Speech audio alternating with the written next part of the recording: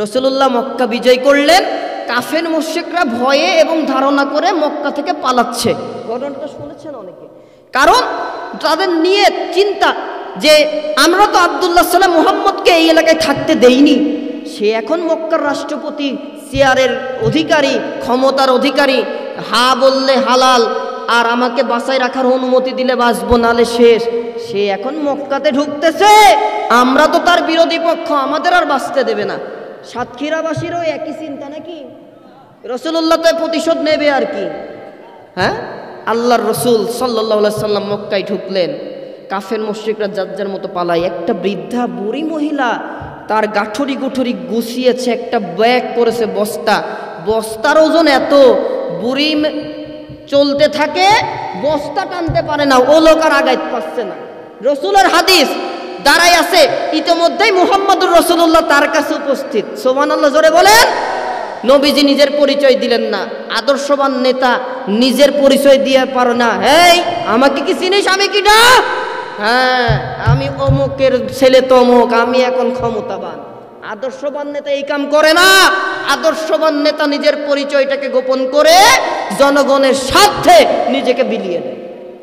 আর আমাদের নেতারা তো ইল্লা মাশাআল্লাহ, নেতার ক্ষমতা পাই গেলি ভোটের আগে কত কথা, অমুক দেব তমুক দেব, কিছু দিতে না পারলেও একটা বাস দিতেও বাধ্য।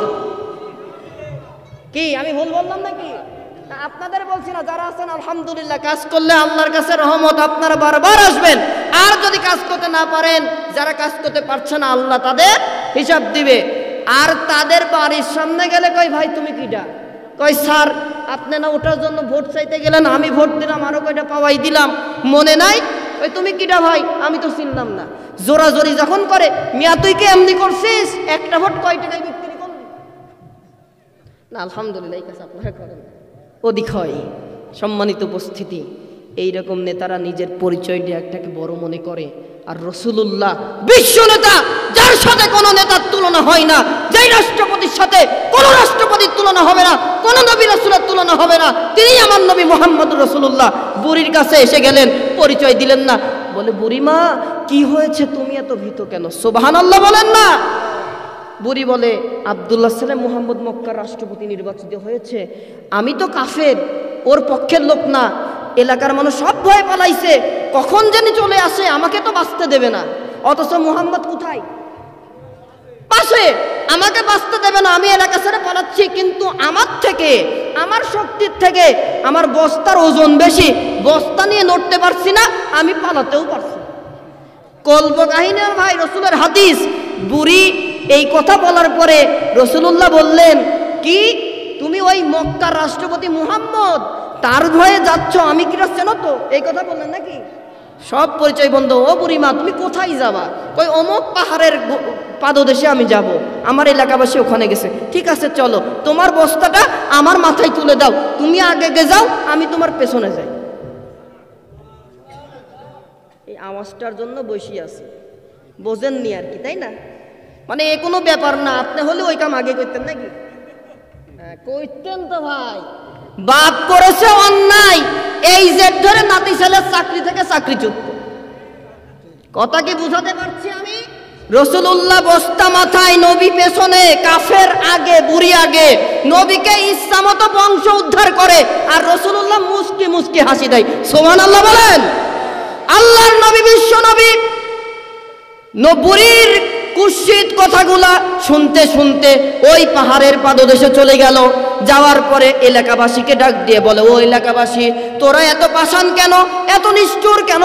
তোরা আসলে কাফের, কাজেও কাফের। আমাকে যে রেখে চলে আসলি, আমার বস্তা নিয়ে আসতে পারি না, তাই তো আমি আসতে পারছিলাম না। এই যুবক যদি আমাকে বস্তা টেনে তোদের কাছে এগিয়ে না দিত, আমি বুড়িকে মুহাম্মদ এসে মেরে ফেলে দিত। আর মুহাম্মদ কোথায় আছে? এলাকার কাফের মুশরিকেরা তারা একবার নবীজির দিকে তাকায়, আর একবার বুড়ির দিকে তাকায়, আর বলে, ও বুড়ি, যার ভয়ে নিজের বাবার সম্পদ ছাড়লাম, যার ভয়ে বাড়ি ছাড়লাম, সেই মুহাম্মদকে তুমি নিয়ে আমাদের কাছে আসলাম। বুড়ি চোখের পানি দরদর করে ছেড়ে দেয়, নবীর দিকে একবার তাকায়, আর এলাকাবাসীর দিকে তাকায়, আর বলে, ও এলাকাবাসী কি বলো, এটাই যদি আব্দুল্লাহর ছেলে মুহাম্মদ হয়ে থাকে, আর এটাই যদি ইসলাম হয়ে থাকে, যা তোদের ধর্মের মুখে লাথি মেরে দিলাম, ওই লাত মানাত উজ্জার আর পূজা করব না, এটাই যদি ইসলাম হয়ে থাকে, ও বাবা মুহাম্মদ আমি ভুলের ভেতরে ছিলাম, আমাকে ক্ষমা করে দাও, আর তোমার হাতটা বাড়িয়ে আমাকে ঈমানের কালেমা পড়িয়ে দাও। পড়ে নিলেন, আমরাও পড়ি, আশহাদু আল্লা ইলাহা ইল্লাল্লাহু ওয়াহদাহু লা শারীকা লাহু ওয়া আশহাদু আন্না মুহাম্মাদান আবদুহু ওয়া রাসূলুহু। সুবহানাল্লাহ। মুসলমান হয়ে গেলেন। নবীর আদর্শের নেতা যারা হবে ক্ষমতা পেয়ে যাবে, বিরোধী পক্ষকে সব থেকে বেশি সুবিধা দিতে হবে। এটি নবীর আদর্শ, ইসলামের আদর্শ। মানতে পারলেন ভাই? না বিশ্বাস করলেন কিনা তাই বলেন।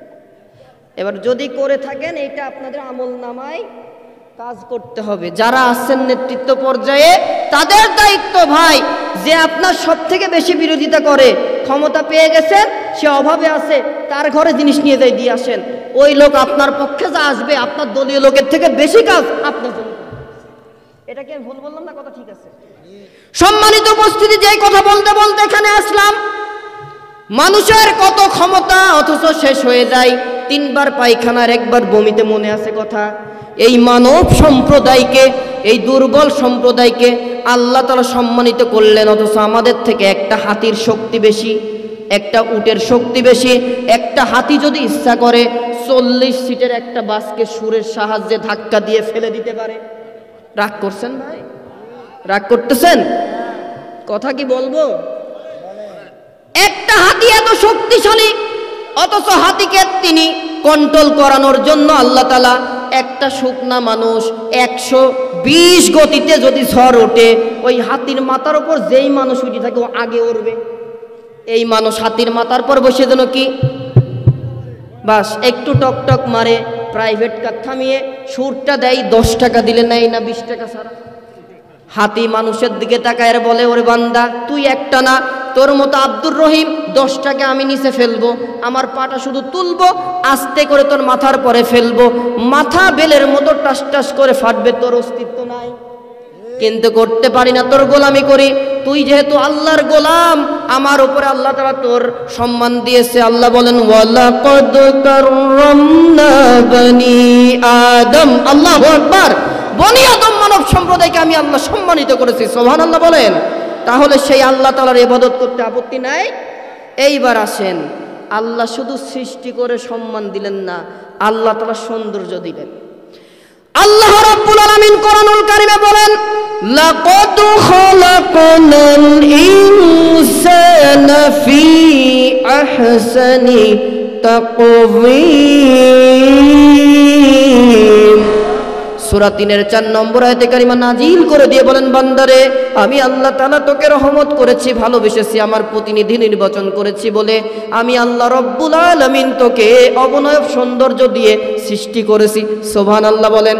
সৌন্দর্য যদি না থাকতো, একটা মানুষ যতই তৈরি হোক আর একজনের প্রতি ভালোবাসা জনিত না।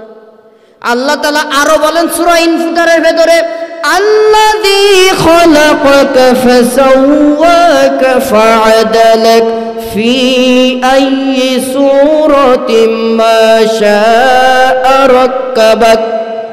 আরো জোরে, বান্দা আমি আল্লাহ তাআলা তোমাকে সৌন্দর্য দিয়ে সৃষ্টি করলাম। আর কি সৌন্দর্য দিয়েছি? ফি আইয়ি সূরাতিন মা শাআ রাক্কাবাক। আমি আল্লাহ তোমার চেহারাটা যেভাবে পছন্দ করেছি সেভাবেই বানিয়েছি। কথাটা কি বুঝলেন? সুবহানাল্লাহ বলেন। তার মানে আপনার চেহারা দেখতে আমার কাছে খারাপ লাগছে, আমারটা দেখতে কিছু মানুষের কাছে খারাপ লাগবে। এবার কেমন চেহারা, নাকটা কেমন, চোখটা কেমন, মুখটা কেমন, কিভাবে কথা বলে। মনে রাখেন এই সূরা ইনফিতারের আয়াতে কারিমা ফি আইয়ি সূরাতিন মা শাআ রাক্কাবাক, এই আয়াতে কারিমার আলোকে ব্যাখ্যা হচ্ছে আপনি যেমনই হোক না কেন, হন না কেন, মানুষের চোখে কিছু কিছু মানুষের চোখে খারাপ, কিন্তু আপনার এই চেহারাটা আমার আল্লাহ তাআলা পছন্দ করেছে। সুবহানাল্লাহ। আরো জোরে, আরো জোরে সুবহানাল্লাহ।